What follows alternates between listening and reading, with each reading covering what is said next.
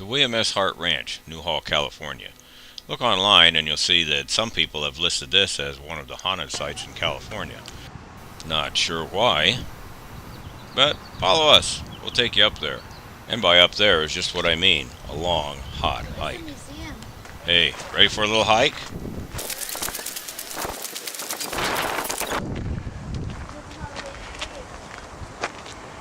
Yep. That's exactly what it's like. It's just like Doc Holliday's grave. Rattlesnakes. I know the fast motion is hard on the eyes. It was either that or watch 30 minutes of hike time. Just minimize your screen to get through it.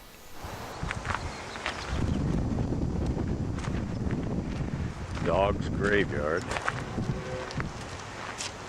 Well, they didn't have a dog graveyard at Doc Holliday's grave.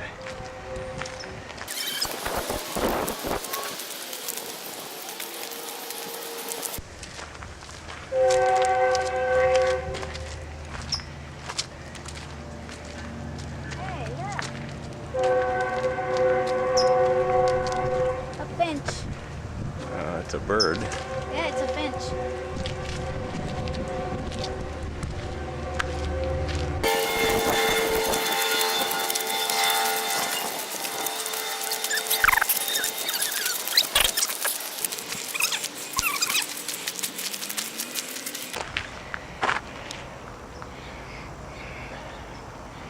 Museum at the top.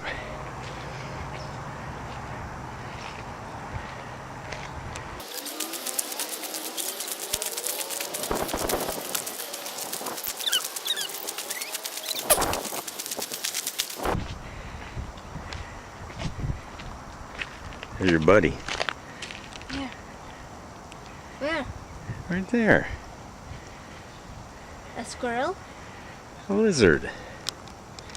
Oh.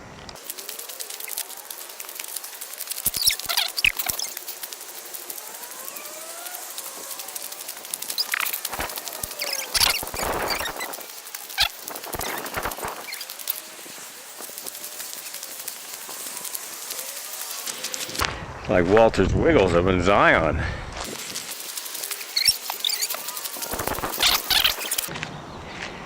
Wow, what a view.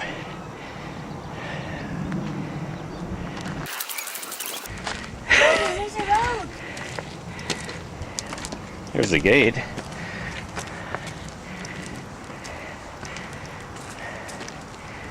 Now we're on their private road.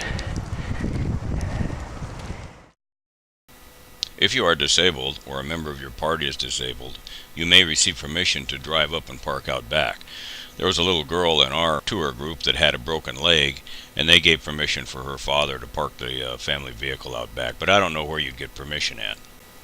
One thing to note of real importance is that this was a real long walk up. I actually cut a couple of segments of it out.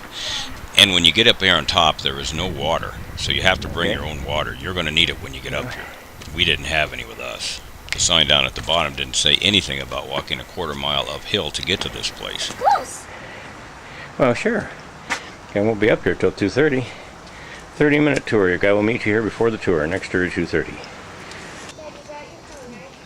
Tell me what you think so far.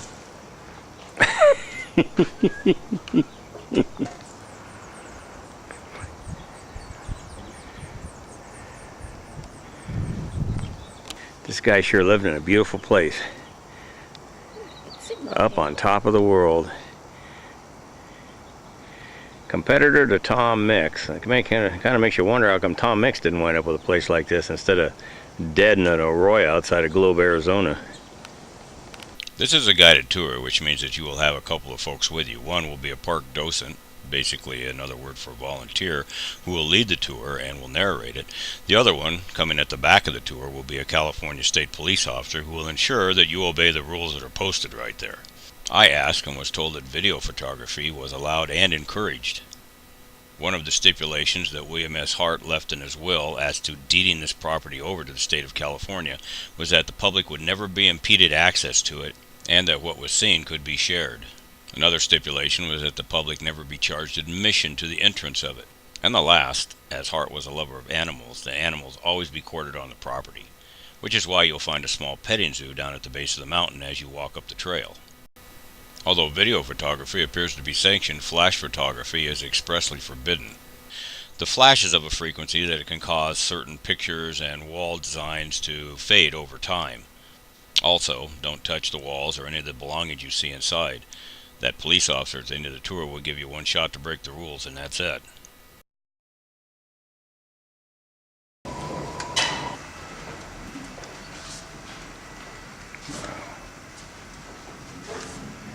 Okay, so it's your first time here? Yeah. All right, well, welcome. New York. And he was first a Shakespearean trained stage actor. He trained in London and Paris and worked the New York stage for years and years and struggled financially, as many stage actors do. And one day he decided to take a day off from work to go see a movie. And he saw a Western. And he was just dumbfounded at the way the early producers portrayed both the Native Americans and the cowboys, because he had grown up in the Great Plains states. So he'd ranched and rode horses and commingled with the Sioux Indians and actually learned their language. So he had a tremendous respect for the Native Americans, as well as the cowboy culture. The house is 10,000 square feet, has 22 rooms, 7 bathrooms, and cost about $130,000 to build. And then during construction, they continually flooded the floor. That way they swole and locked into place. It's simple.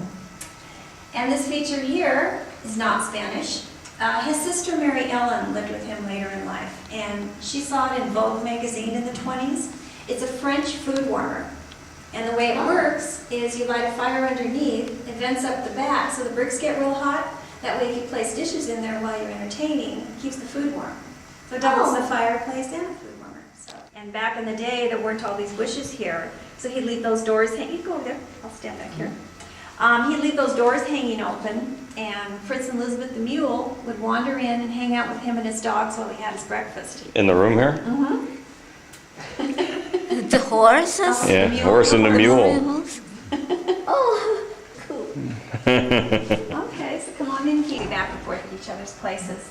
Then in 1927, he got this, which was a really big deal, because it was an electric Kelvinator social thing. You know, there weren't many people to chat. They were a Japanese couple, and until, their name was Richard and Ina Ito. And until very recently, it was a real mystery what became of them, because they dropped off Mr. Hart's records right around the bombing of Pearl Harbor. So we didn't know if he got them out of the country or if they were interned. And through some very recent research, we found out, unfortunately, they were interned. Where at? Manzanar? No, they went to Colorado. And he never saw them again because he died in '46, not long after the war ended, which is sad, because they were very close. When was this picture taken? 30s? Yeah, probably, Okay. yeah. 20s, late 20s or 30s, yeah. Yeah. So when guests would be staying, it was taken of him in the late 1800s in Shakespearean roles, some makeup tables, a few pieces of his costumes. The early stage actors had to provide their own costumes, so the more elaborate. And that's Mr. Hart at about 19 years old. He was a speed walker. Speed walker. And this staircase really is an architectural feat. The house is amazingly well built. The walls are 14 inches thick, they're double studded, heavy. And this is a picture taken out back of Mr. Hart and Amelia Earhart. And they were good friends. And it's interesting how they met. She had a test pilot testing a new plane out of Burbank Airport. He flew up here north, in the middle of nowhere in those days, and he's flying around testing this plane, and the house had just been completed. So he saw it, he got curious about it, so he started buzzing the house. He almost hit the tower out there. Oh, jeez. So Mr. Hart was home, so of course he got annoyed. So he wrote a letter to the airport and said, come on. She heard about it, drove out here, and apologized to him. And they became very close and remained really good friends until she was lost at sea in 1937. Amazing picture. And Mary Pickford she was an adult. She was only 4'7". It's an Alaskan Kodiak. And the main reason Mr. Hart kept this was sentimental because of his friendship with Will Rogers. Because he did not believe in hunting for sport, only for survival. Nor did Will Rogers. Wow, what a place, huh? Down there, shut off the door here, so it's like an apartment kind of area they have.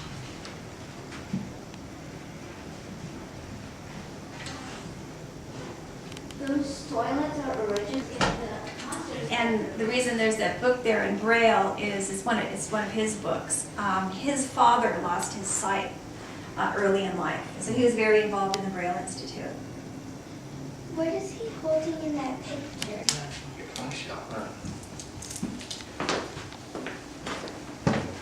So this is Mr. Hart on the tank, and he took some time off from filming in World War I to raise money for war bonds. And it was during that time that he found out just how famous he really was, because his producer and so-called friend, he never told him because he didn't want to pay him more money. Remember, in those days, we didn't have the communication we have now. He really didn't know. He would go to these small towns and be mobbed by people, and he was shocked. So finally, their relationship, he and his producers, ended because he thought this guy was his friend for years. Come to find out, he really had cheated him out of a lot of money over the years. Mr. Hart actually passed up an opportunity to start United Artists. Yeah, really famous. And another Mason. Had his gun drawn like he always did and got in trouble for it all the time.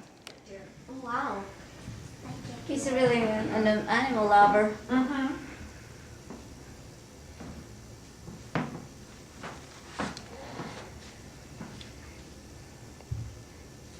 You like boxers? That's a boxer dog there. Yeah, there's boxers during that time.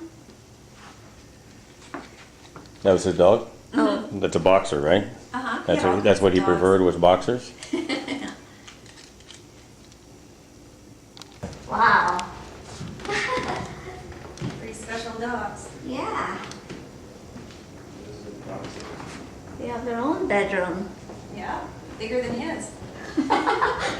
He gave up his big room for his dogs. We have enough room for them to run Yeah. and play. Okay, so as I said, this was originally Mr. Hart's bedroom. Now, I don't claim to be a psychic, although I do know that if you're around electromagnetism enough, you sometimes become sensitive to it when you encounter it. Let's just say that if I was a ghost hunter and I was allowed to spend the night here, this is the room that I'd start in.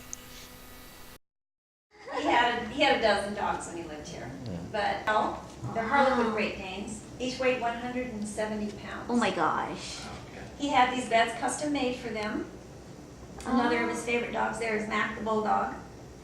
And over here to the left of Mac, that safe there, that was a stage prop. And he brought that home, and we understand he used to keep dog treats in it. Ah. That's a closet in the bathroom there. Those are Charlie Russell's between those two doors, as are these right here. This is Will Rogers and Charlie Russell taken out here. And that's Mr. Hart and Charlie Russell on the property. And this is Mr. Hart with Prince and Gal in front of the house. And he was 6'2". So Hart was 6'2"? yeah. So you can see how big those dogs were. And Dogs, great things. like I stipulations. One, there'll always be animals on the property. And two, that we never charge for people to see the house. Cool. Because he wanted to thank back everyone who went to go see him in the movies. And that's it. Any questions? All these pictures are all they're all in the public domain, right? That's what I'm saying. They're old enough. Yes. Yeah. If I put some of this on YouTube, that's going to be the first thing they ask. Once I got the docent alone, I asked her about the ghost stories, and her reply to me was that it was just a bunch of old wives' tales. I don't know about that. Does the modifier go in front of the anyway? Is it old wives or old tales? I don't know which it is. I don't know how she would know that because none of them are allowed to spend the night here or any time alone. On the other hand, I don't know how people who claim it's haunted would know because they're not allowed to spend the night here or any time alone. I think a lot of time people just look at places and go, oh yeah, look at that place. That's got to be haunted. But to just set the record straight, there are a few parts of the story that need to be elaborated on that they didn't mention in the tour. Because it tends to shed light on William S. Hart that's a little bit less than what they intend you to perceive on the tour. The first point is that, see how this home's built on the incline? It was built on that incline for a reason. And that reason was in the tour, but it was skipped over very quickly. So let's go back and take a look at it again. If you recall at the very beginning of the tour, she threw this little tidbit of information out to you. His sister Mary Ellen lived with him later in life, and she saw it in Vogue magazine in the 20s. William's sister Mary Ellen did move in with him later on in life. but mainly because this house was actually built with her in mind. Let's take a quick look at what could have set any perceived paranormal temperament in this structure. William S. Hart was most likely born during the Civil War in 1864. Came from a family of 6 siblings, 2 boys, 4 girls. The 2 boys died at a young age, as did one of his sisters. He, of course, became a famous silent movie Western film actor, and he had made almost 60 movies by the time 1925 rolled around. He was also a man's man in the real world. Here he is pictured with Bat Masterson just a few days before Bat Masterson died. While on the set of a movie in 1919, he met a young starlet, Winifred Windover. They courted for a couple of years, and the day after his 57th birthday in 1921, they were wed. He was 57 and she was 21. Egads. 3 months later, they would separate, filing a court order in May to make it official, like no one could see that coming. 9 months later to the day from that of the wedding, she gave birth to a son. This is the only picture of the 2 of them together known to exist. This was in 1927 during the divorce proceeding finalization. At least part of the reason for that 3-month after marriage separation was that Winifred found out that William was in a paternity suit with another woman who claimed that he had also fathered a son with her. This suit had gone on for 2 years, since 1917, without him notifying Winifred of it when they got married. At least that's one of the things was brought up at the divorce. The woman's name was Lucy Webb Fuego, and rather than fight the claim, William S. Hart had been paying her off, giving her money every month to keep quiet since it was at the height of his career, even though it was proved later on that her claims were absolutely false. In fact, the police proved that she had actually borrowed the kid from somebody else to make the claims. Anyway, by the time that was figured out, words had been said, trust had been lost. You all know the end of that story. When the divorce was finalized in 1927, William S. Hart had a mansion in West Hollywood that he lived in. He didn't start building this hacienda up there until 2 months after the divorce was finalized. He commissioned famous architect Arthur Kelly to design the Spanish Colonial, which was then christened La Loma de los Vientos, which means Hill of the Winds. Could now be corrected to Hill of the Winds with rattlesnakes. Maybe you heard of architect Arthur Kelly before. He is also the one which designed the Grand Hotel in Jerome, Arizona, which used to be the Copper Company, that paranormal hotbed of activity there in Jerome, Arizona. From the very inception of the design, William's wheelchair-bound sister, Mary Ellen, was in on this concept. It wasn't that she just moved in later on. This building was designed around her. In the architect plans, the architect wrote, Miss Hart is an invalid and has to have a large, airy bedroom with a fireplace and a big bathroom. Dressing room. She has indicated in her plan that the bathroom comes between the bedroom and the dressing room. This is neither unusual and probably could be better arranged in some other way. Her bedroom wants to be placed so that it has a good exposure and plenty of air. The location of Mr. Hart's bedroom is not so important. In case you missed it, the architect said, she has indicated in her plan, not his plan. The 3rd bedroom, which will be a guest room or possibly a nurse's room if Miss Hart requires a nurse, should be located convenient to Miss Hart's room. The dining room, kitchen, servants' room, and laundry can all go down below the main floor. The slope of the hill will take care of this. And though the house appears to be 2-story, it isn't and it isn't. Because there really is only one room, the big living room we're about to go into, that is directly over another room. The rest of the house is built into the side of a hill. So you'll notice when we go upstairs and you exit in the back, you'll be on ground level. So the solidity of the house has to do with it being locked into the side of the hill. This home was built into a hill and not onto a hill, so that Mary Ellen could wheel her wheelchair along the outside of the front or rear of the home and reach the upper level. Two-Gun Bill, as he was called on the movie screen, and Sister Mary Ellen would age kind of ungracefully together. William took to writing books, and according to sources close by to them, Mary Ellen would edit them. I could locate no known pictures of Mary Ellen, which was typical of the era, as people didn't photograph individuals with disabilities. There is this picture here that was commissioned after her death and completed in 1945, and that's as close as we can get. That painting was actually finished 2 years after her death. She died in 1943. Here's William S. Hart as he was going to the probate hearing after her death. And here's where the docent story gets a little sticky. You see, when William S. Hart went through probate and was awarded the sole executor to the will of his sister, Mary Ellen, he received deed to the property. The title was actually in Mary Ellen's name. And there was a stipulation attached to that will that said that William S. Hart was to receive the property based upon the fact that upon his death, that property would then go to Los Angeles County to become a museum. And we know this to be a fact because William Hart Jr. and Winifred, before she died, contested it in court for many, many years trying to get their hands on this property after they both found themselves cut out of the will. And the court records are a matter of official decree. Now, of course, we don't know if this was just a sleight of hand between William and his sister in order to keep Winifred from trying to get her hands on it after the divorce. We'll never know that. But one thing is for certain, when the docents tell you that out of the goodness of his heart he donated all of this land, wasn't him, it was Mary Ellen. So one of these bedrooms upstairs was probably for a nurse and one for Mary Ellen. And from what I could find in the records, guess who it was that died on the property? Yeah, Mary Ellen, which means that William was probably the one that found her. Two Gun Bill didn't die here. He died 3 years after Mary Ellen on June 23, 1946, at California Lutheran Hospital in Los Angeles. When he died, Winifred and Bill Jr. were both at his bedside, maybe trying to get the will changed. Our activity level for the William S. Hart Ranch in Newhall, California: none encountered, none recorded, and none expected. Hey, what do you expect for a half-hour walkthrough with just a camcorder? Although in cruising online, I have run across some sites where people posted hazy or out-of-focus pictures of some of the rooms there with the statement, if you stare at this picture long enough, you'll be able to see.